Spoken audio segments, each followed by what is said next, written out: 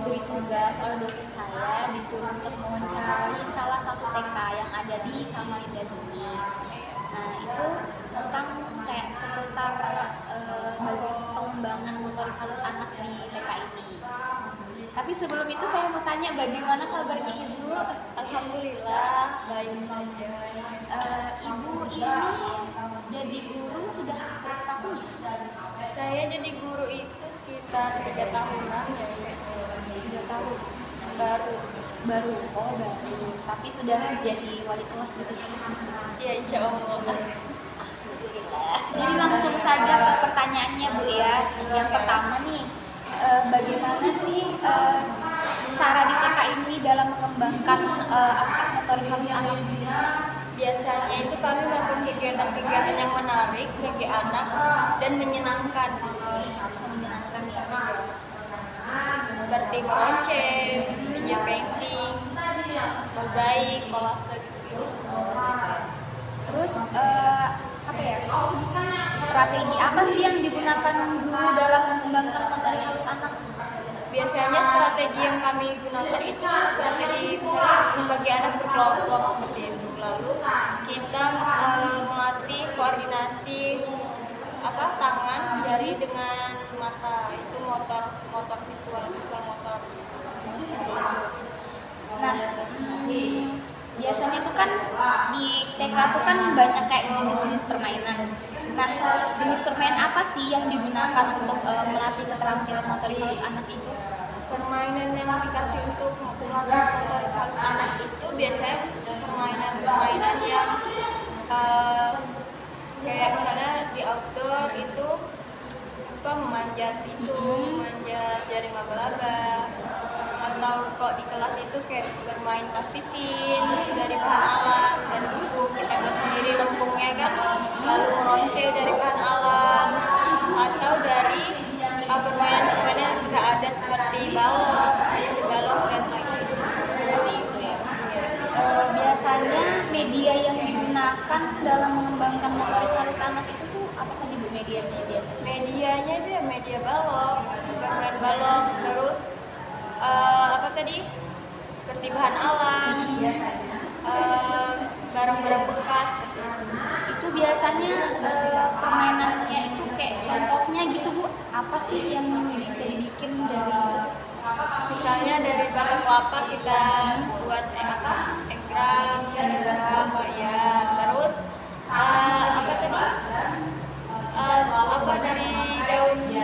dari daun kering itu kita buat hasil karya kolase seperti itu ya.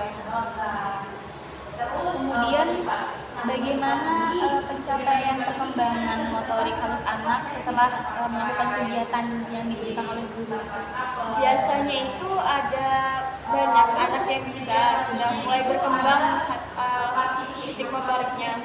Tapi ada juga misalnya 1 atau 2 orang di kelas itu yang belum berkembang seperti itu ya. Ada nggak sih Bu kayak kendala-kendala gitu pada saat proses pembelajaran anak itu? Kendala-kendalanya itu biasanya anak urik-urikannya kayak misalnya dia tuh kayak malas, kurang fokus, kurang suka sama kegiatannya misalnya gitu, entah karena bad mood atau karena nggak punya teman. Seperti itu ya. Selanjutnya apa sih yang dilakukan guru terhadap anak yang gagal dalam proses pembelajarannya gitu? Biasanya kita lakukan kegiatan itu lagi kepada anak tersebut, atau kita ganti kegiatannya sesuai dengan anak itu mau, tapi tetap tujuan dari pembelajarannya itu tetap sama gitu ya, agar dia itu mampu mencapai perkembangan atau indikator yang dinilai itu. Jadi anak itu tuh kayak dikasih pembelajaran ulang, Iya, tapi dengan metode yang berbeda, tapi hasilnya menjurusnya sama, ya seperti itu. Terus kemudian dalam biasanya kan di dalam kelas itu kan kayak guru ini kan memberikan penilaian gitu kan terhadap anaknya.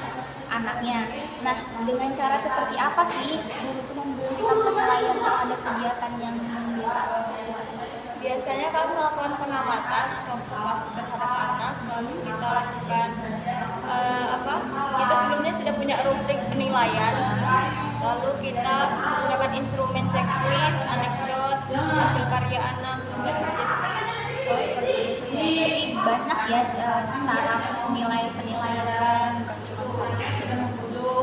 Terus biasanya nih ya Bu, anak-anak tuh kan dalam di sekolah di TK tuh kan kadang suka bosan nih terhadap pembelajarannya gitu kan. Nah, bagaimana sih cara guru nih agar anak itu kayak bisa aktif lagi, bisa menyukai pembelajarannya itu dilakukan dengan apa? Biasanya kami bertanya dulu, ada apa, bagaimana perasaannya hari ini, lalu kita ajak dengan lemah lembut, terus lalu kita bawa temannya nih suruh ngajak dia untuk melakukan kegiatan itu bersama-sama. Seperti itu ya. Lakukan pendekatan. Nah, biasanya kan di sekolah itu kan anak tuh kan pasti punya hasil kerja nih.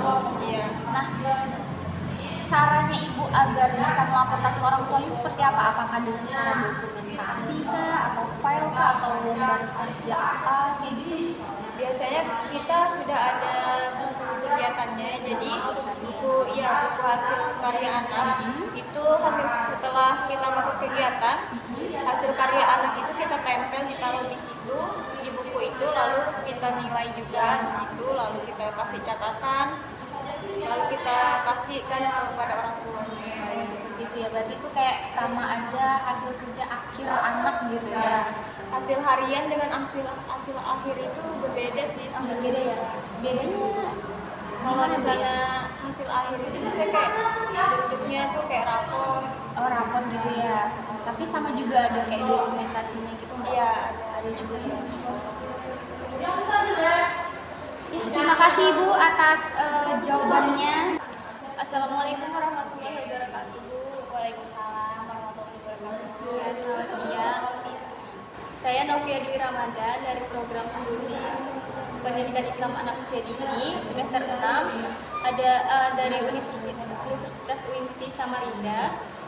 Itu ada tugas dari dosen saya mengenai untuk wawancara ibu sebagai narasumber yang untuk menanyakan bagaimana sih pengembangan motorik halus di TK ini. Boleh. Langsung saja Bu ya, kita ke pertanyaan yang pertama. Bagaimana sih cara TK ini mengembangkan motorik halus pada kelompok B? Cara pengembangannya itu ya banyak sih ya.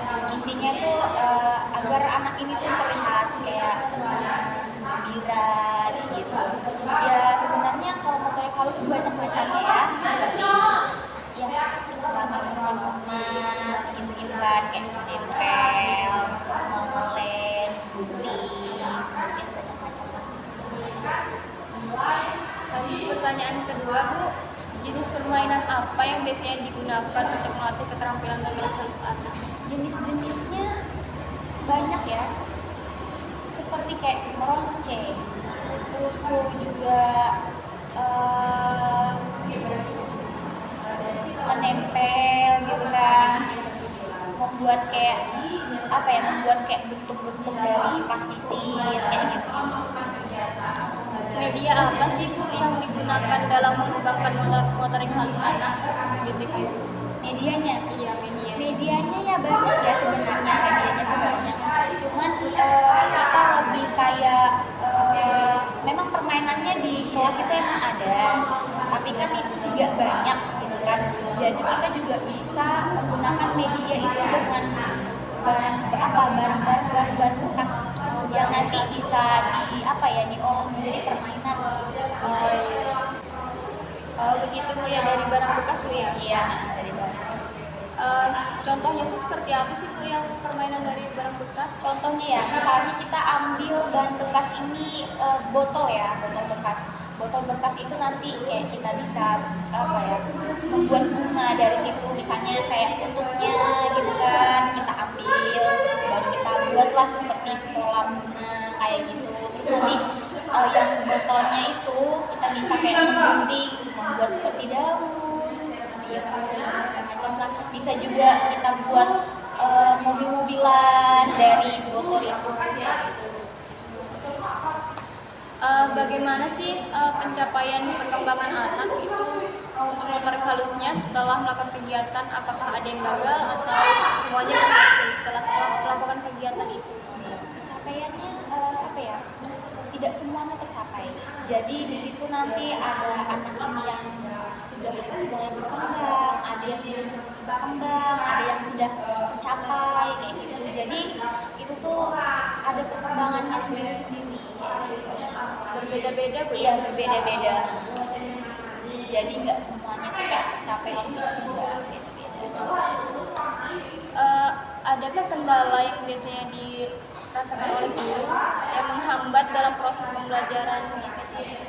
Kalau kendala sih, kalau kendala di bagian proses pembelajaran itu ya pasti ada, karena di situ biasanya ya tahu kan anak itu kan pasti ada yang nonton lah ya, ada yang kayak males, biasanya kayak gitu.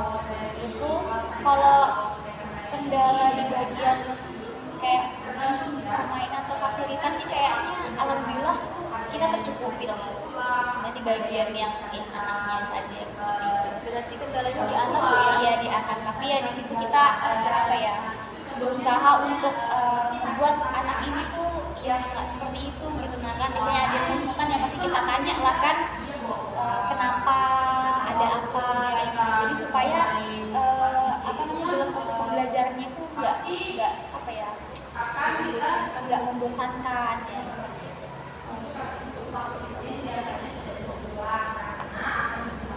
Apakah yang dilakukan guru terhadap anak yang gagal, bagaimana sih perlakuan guru terhadap anak yang gagal itu dalam perkembangan motorik halus? Oh yang gagal ya. Apa yang Biasanya dilakukan? gini, misalnya ada 2 atau 3 anak gitu kan yang gagal dalam pembelajaran itu kita mengajak dia kayak misalnya kita atau mungkin gini sebelum dia pulang sekolah itu kan biasanya kan ada juga dia tuh lama nih ditunggu sama orang tuanya, jadi ya kita apa ya mengajak dia belajar lagi tapi dengan cara yang berbeda tapi tujuannya itu sama kayak gitu. Tujuannya tuh ya tetap ke itu, misalnya dia ada gagalnya dalam apa namanya perkembangan ini nih bahasanya nih misalnya nih kan gitu kan ya, jadi kita tuh mengajak dia tuh kayak apa ya bercerita segala macam kayak gitu, tapi hasilnya sama terusnya tetap itu juga. Kalau pada indikator yang sama gitu Bu, Iya. tapi kegiatannya nggak benar. Iya. Oke Bu, lanjut Bu ya. Dengan cara seperti apa sih Bu guru memberikan penilaian terhadap kegiatan anak itu hasil karya anak? Kalau penilaiannya, penilaiannya itu kita memberikannya seperti kayak ada catatan anekdot, checklist, gitu kan. Tapi sebelum itu kita sudah ada membuat rubrik gitu, rubrik pencapaiannya, penilaiannya. Misalnya di bagian motorik halus nih, gitu. Si anak sudah bisa melipat, menempel kayak gitu, dan nanti baru jadi checklist. Kalau misalnya dia nggak bisa nanti baru ada dikasih komentar, oh anak ini belum bisa gitu kan, dia anak ini bisa memgunting tapi belum bisa menempel lebih. Ada apa rubriknya gitu Bu? Iya. Ada patokan. Iya. Biasanya anak itu kan Bu ada yang suka bosan terhadap pembelajaran di kelas. Bagaimana sih cara ibu supaya anak ini mau gitu melakukan kegiatan yang dilakukan di kelas? Oh iya, itu memang sering terjadi ya di anak-anak gitu kan. Jadi caranya kita itu kayak mengajak dia, pertama kayak menghibur dia dulu kan. Itu seperti tadi kita bertanya dulu dia ini kenapa, seperti apa, sama yang jawaban sama aja sama yang yang apa jawaban yang sebelumnya, cuman dia lebih kayak kita awalnya kita menghibur Anak dihibur dulu Bu. iya kita bisa diajak belajar lagi.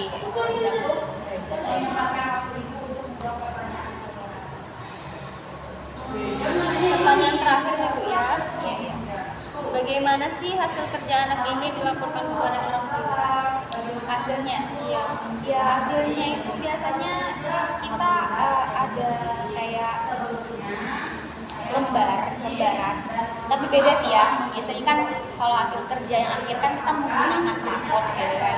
Kalau yang hasil kerja yang biasanya misalnya ada seminggu nih gitu kan, itu ada lembaran. Nanti di situ kayak ada dokumentasinya dia, misalnya kan kayak motorik halus, dia sedang menempel, menggunting. Nah itu kita tahu di situ kayak gitu. Nanti baru kita kasihkan ke orang tuanya bahwa anak ini sudah bisa kayak gitu. Oh, di lembaran begitu Bu ya? Iya. Terima kasih Bu atas Iya, waktunya. sama-sama. Sudah terjawab semua. Iya. Kurang lebihnya saya mohon maaf Bu ya apabila terdapat salah kata dalam Iya. wawancara saya. Saya juga ya. Dan kita sehat selalu Bu ya. Amin, amin, Lancar amin, karir amin. rezekinya. Iya, terima kasih. Dimudahkan segala urusan